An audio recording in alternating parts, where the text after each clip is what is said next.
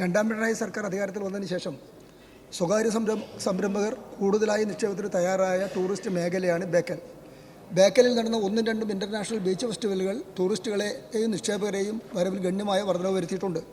3 5-നക്ഷത്ര ഹോട്ടലുകൾ ഉൾപ്പെടെ ടൂറിസം വികസനത്തിന് ആവശ്യമായ ഒട്ടേറെ സൗകര്യങ്ങൾ നിലവിലുള്ള ബേക്കലിൽ കൂടുതൽ ടൂറിസം പദ്ധതികൾ സാധ്യമാക്കാൻ നടപടി സ്വീകരിക്കുമോ? അതോടൊപ്പം തന്നെ ബേക്കൽ ഇൻ്റർനാഷണൽ ബീച്ച് ഫെസ്റ്റിവലിൻ്റെ 3ാമത്തെ എഡിഷൻ നടത്തുന്നതിന് വേണ്ടിയുള്ള സാമ്പത്തിക സഹായം നൽകുമോ?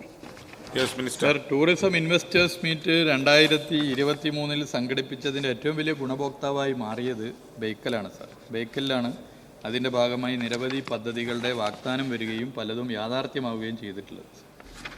ആ നിലയിൽ ബേക്കലിൻ്റെ സാധ്യത BRDCയുടെ നേതൃത്വത്തിൽ വളരെ മാതൃകാപരമായി ഇടപെട്ട് മുന്നോട്ട് പോകുന്നുണ്ട് സർ. ഇപ്പോൾ നമ്മൾ ആലോചിക്കുമ്പോൾ ബേക്കൽ വളരെ പ്രധാനപ്പെട്ട ഒരു ടൂറിസ്റ്റ് കേന്ദ്രമായി മാറുന്നു. ഇവിടെ ബഹുമാനപ്പെട്ട അംഗം ഇവിടെ ചൂണ്ടിക്കാട്ടി, അത് 3 5 സ്റ്റാർ ഹോട്ടൽ എന്നുള്ളത് മാത്രമല്ല പ്രത്യേകത, ഒരു പഞ്ചായത്തിലാണ് സർ, ഒരു പഞ്ചായത്തിലാണ് 3 5 സ്റ്റാർ ഹോട്ടൽ. അപ്പോൾ 3ാമത്തെ 5 സ്റ്റാർ ഹോട്ടലിൻ്റെ ഉദ്ഘാടന പരിപാടിയിൽ പങ്കെടുക്കുമ്പോൾ ഞാൻ ആദ്യത്തെ 2 സ്ഥലത്തെ സ്ഥിതി ചോദിച്ചു. ഒരു റൂം പോലും ഒഴിവില്ലാത്ത നിലയിലേക്കാണ് അവിടെ മാറിയിട്ടുള്ളത്. സഞ്ചാരികളെന്ന് പറയുമ്പോൾ എല്ലാവരും 5 സ്റ്റാർ ഹോട്ടൽ സെലക്ട് ചെയ്യുന്നവരല്ല, നമുക്കറിയാം. അവിടെ പൊതുമരാമത്ത് വകുപ്പിൻ്റെ റെസ്റ്റ് ഹൗസുകളും ടൂറിസം ഗസ്റ്റ് ഹൗസുകളും ഹോം സ്റ്റേകളും ഒക്കെ നല്ല നിലയിൽ വന്നിട്ടുണ്ട്. ബേക്കലിൽ വലിയ മാറ്റം ഇതിൻ്റെ ഭാഗമായി എത്തിയിട്ടുണ്ട്. ഇപ്പോൾ വന്നിട്ടുള്ള നിക്ഷേപകരെ നല്ല നിലയിൽ നമുക്ക് പ്രോത്സാഹിപ്പിക്കാൻ വേണ്ടി സാധിക്കും. ബേക്കൽ ഡെസ്റ്റിനേഷനിലെത്തുന്ന സ്വകാര്യ സംരംഭകർ ടൂറിസം ഇൻവെസ്റ്റേഴ്സ് മീറ്റിൻ്റെ ഭാഗമായി എത്തിയിട്ടുള്ളവരെ ഫെസിലിറ്റേറ്റ് ചെയ്യാനുള്ള ചുമതല BRDCയെ ഏൽപ്പിക്കുന്നതും പരിശോധിക്കാമെന്നുള്ളത് സഭയെ ഞാൻ അറിയിക്കാൻ ആഗ്രഹിക്കുന്നു.